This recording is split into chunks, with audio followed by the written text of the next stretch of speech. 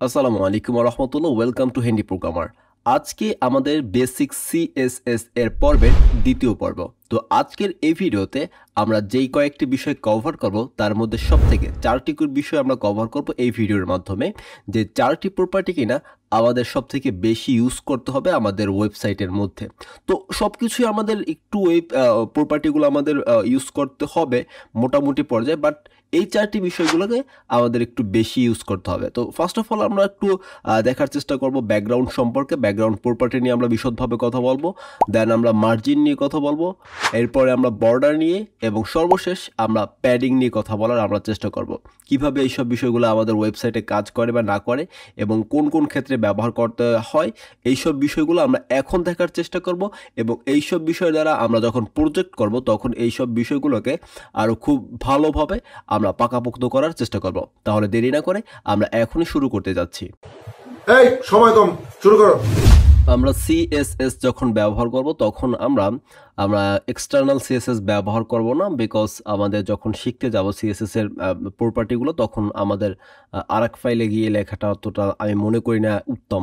But আমরা এখানে external CSS ব্যবহার করার চেষ্টা করব। সেই ক্ষেত্রে আমরা এখানে নিয়ে আসলাম স্টাইল, দেন স্টাইল শুরু স্টাইল শেষ। তার পূর্বে আমরা এটাকে একটু ওপেন উইথ লাইভ সার্ভার করে নিই। ওপেন উইথ লাইভ সার্ভার এখানে চলে এসেছে, আর এটাকে আমরা এই বাম পাশে নিয়ে আসি অ্যান্ড এটাকে ঠিকঠাকভাবে রাখার চেষ্টা করি। সো তুমি ঠিকঠাক হয়ে যাও বাছাধন। এখন আমরা ফার্স্ট অফ অল আমরা ব্যাকগ্রাউন্ড নিয়ে আমরা একটু কথা বলার চেষ্টা করব। তো আমরা S1কে আমরা ফার্স্ট সিলেক্ট করব। S1কে আমরা সিলেক্ট করব।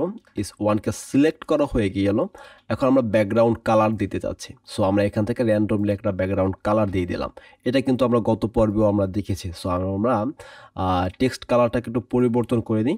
সো আমরা এটা কিন্তু গতকালকে একদম র্যান্ডমলিভাবে আমরা কিন্তু গতকালকে background colour, background and text colour কিন্তু আমরা পরিবর্তন করে দেখার চেষ্টা করেছি।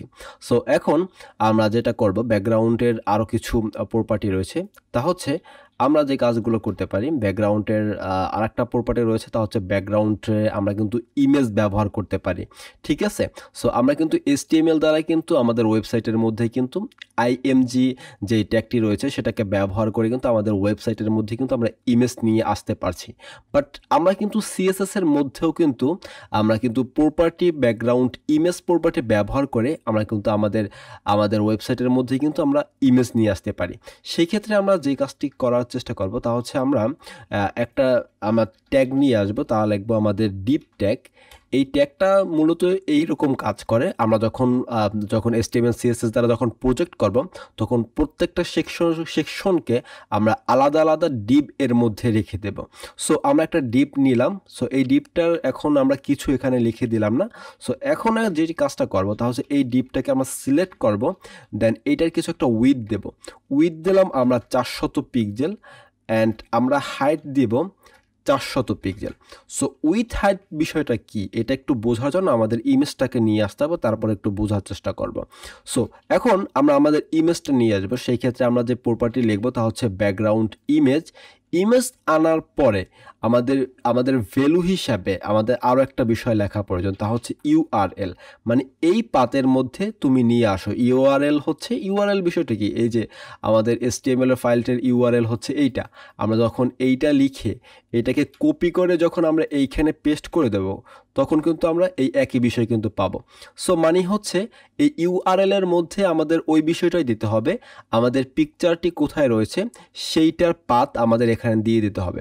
আমাদের এখানে শুধু একটাই আমাদের পিকচার রয়েছে baby.jpg, আমরা এইটাকে এখানে লিখে দেবো আমাদের baby.jpg।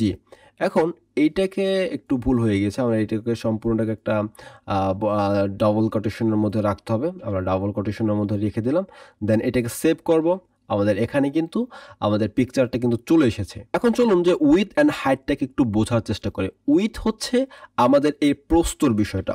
তো এই যে প্রস্থ মানে এই যে নিচের বিষয়টা হচ্ছে আমাদের উইথ, অ্যান্ড হাইট হচ্ছে আমাদের এই উপর থেকে এই নিচের বিষয়। একদম উপর থেকে নিচের বিষয় হচ্ছে আমাদের হাইট, মানে উপর থেকে নিচ, আর বাম থেকে ডান হচ্ছে আমাদের উইথ। ঠিক আছে। সো এইটা হচ্ছে আমাদের উইথ অ্যান্ড হাইট, এই বিষয়গুলো আমাদের অনেকটা ক্ষেত্রে আমাদের প্রয়োজন পড়বে।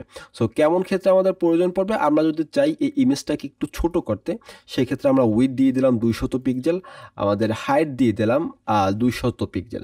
সেই ক্ষেত্রে 200 পিক্সেল লেখার পর সেভ করব, তখন কিন্তু ইমেজটা এবং হাইটটা কিন্তু আমাদের ছোট হয়ে যাবে। আর ছোট হওয়ার কারণে আমরা ঠিকভাবে আমাদের ইমেজটাকে দেখতে পারছি না। সো আমাদের 400 পিক্সেলকে নিয়ে আসার চেষ্টা করেছি। এতে গেল আমাদের ব্যাকগ্রাউন্ড ইমেজটাকে আমরা দেখার চেষ্টা করেছি। আবার অনেক ক্ষেত্রে ইমেজ নিয়ে আসার পরে আমাদের এই ইমেজটা রিপিট হতে থাকে, মানে একটা ইমেজই কয়েকভাবে মানে কয়েকবার দেখার চেষ্টা করে। আর সেই কয়েকবারকে যদি আমরা যদি অফ করতে চাই, সেই ক্ষেত্রে ব্যাকগ্রাউন্ড রিপিটটাকে আমরা কল করব, দেন নো রিপিটকে কল করব, দেন যখন সেভ করব তখন আমাদের সেই যেই ইমেজটা যখন রিপিট হতে থাকবে সেটা কিন্তু নো রিপিট কিন্তু হয়ে যাবে।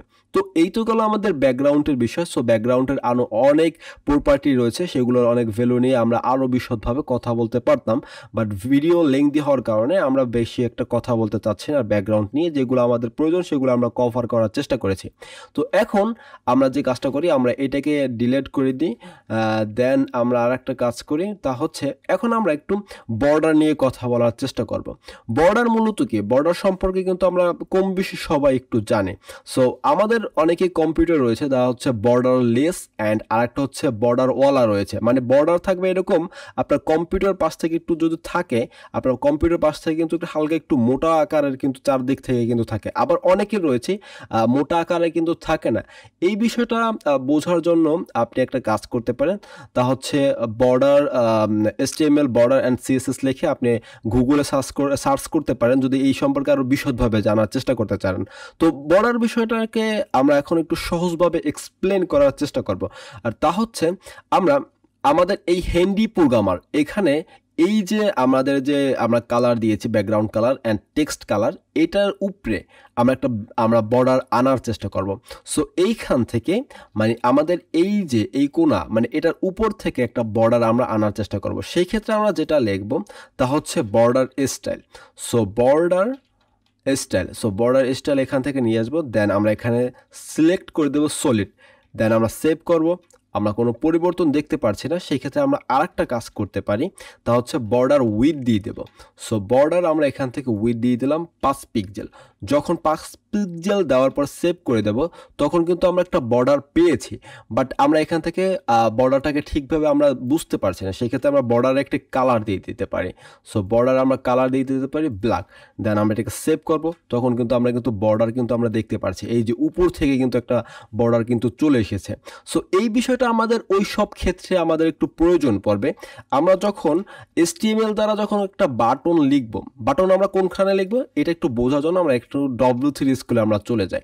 সো W3 স্কুলে কিন্তু আমরা বিশদ অনেকগুলো কিন্তু বাটন দেখতে পাচ্ছি, লার্ন HTML, ভিডিও টিউটোরিয়াল, এইসবগুলো কিন্তু এক একটা কিন্তু আমাদের বাটন কিন্তু। সো এইগুলোকে যখন আমরা HTML দ্বারা যখন একটা বাটনকে আমরা ক্রিয়েট করব তখন বাই ডিফল্টভাবে কিন্তু এরকম কিন্তু বর্ডার থাকে।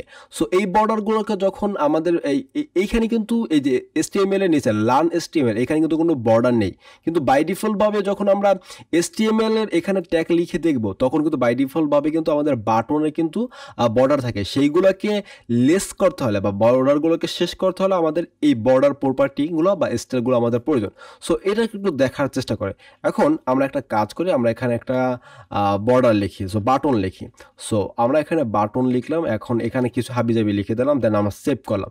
তো এই যে এই বাটনের উপরে বা এখানে আমরা হাবিজাবি না লিখে এখানে আমরা বাটনই লিখে দিই।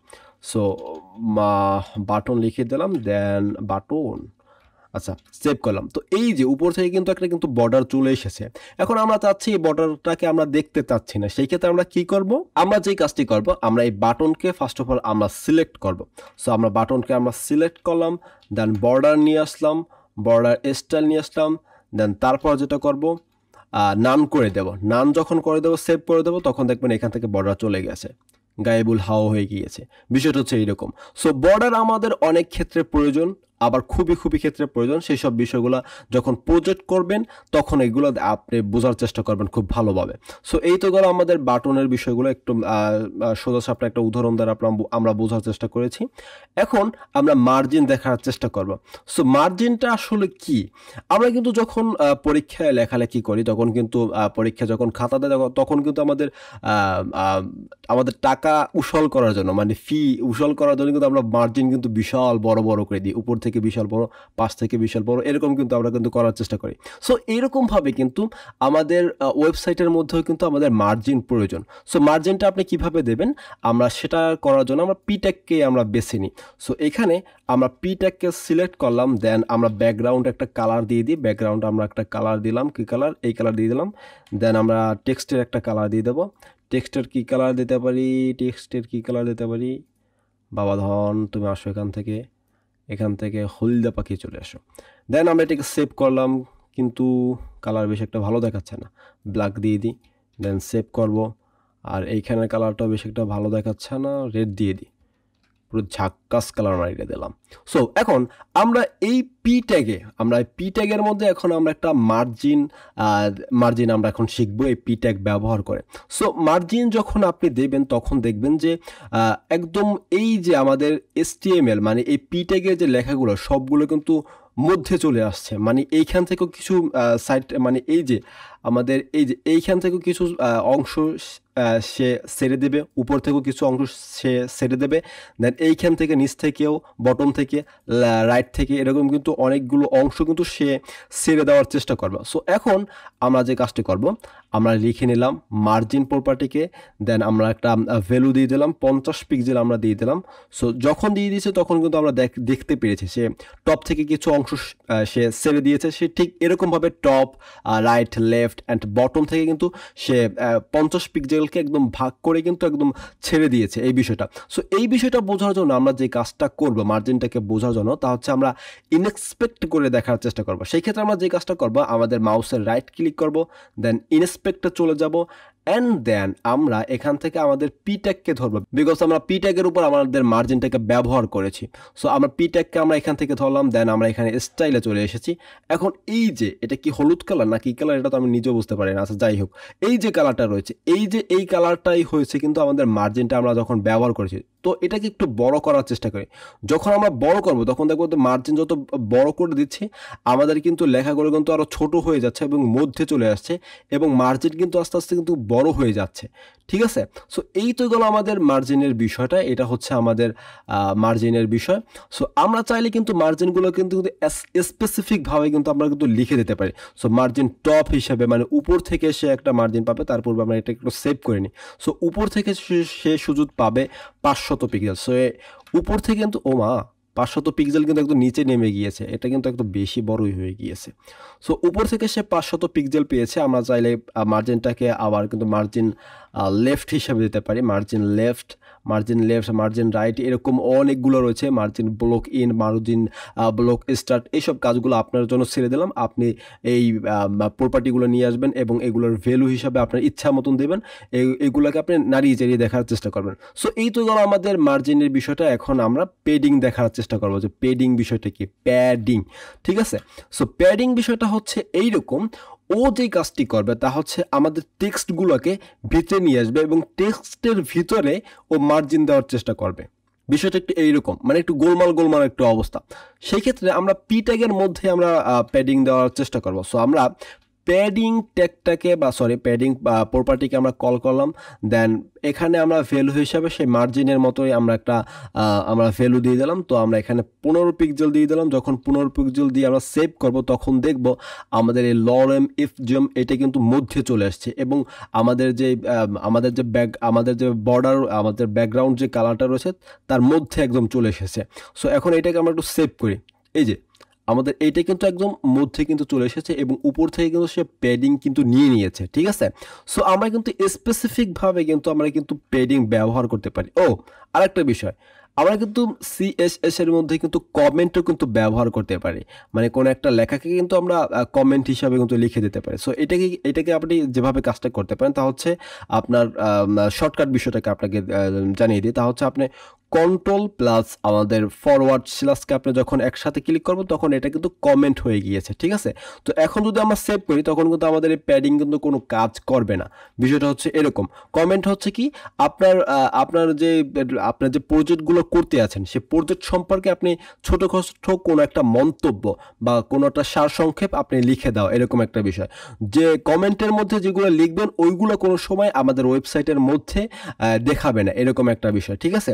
সো আমরা চাইলে কিন্তু প্যাডিংগুলো কিন্তু আমরা কিন্তু স্পেসিফিকভাবে কিন্তু আমরা বলে দিতে পারি, সে তুমি প্যাডিং লেফট থেকে মানে বাম থেকে তুমি 10 পিক্সেল নিবে, দেন তুমি প্যাডিং টপ থেকে তুমি 20 পিক্সেল নেবে, আর অন্য পাশ থেকে তোমার নেওয়ার কোনো দরকার নেই।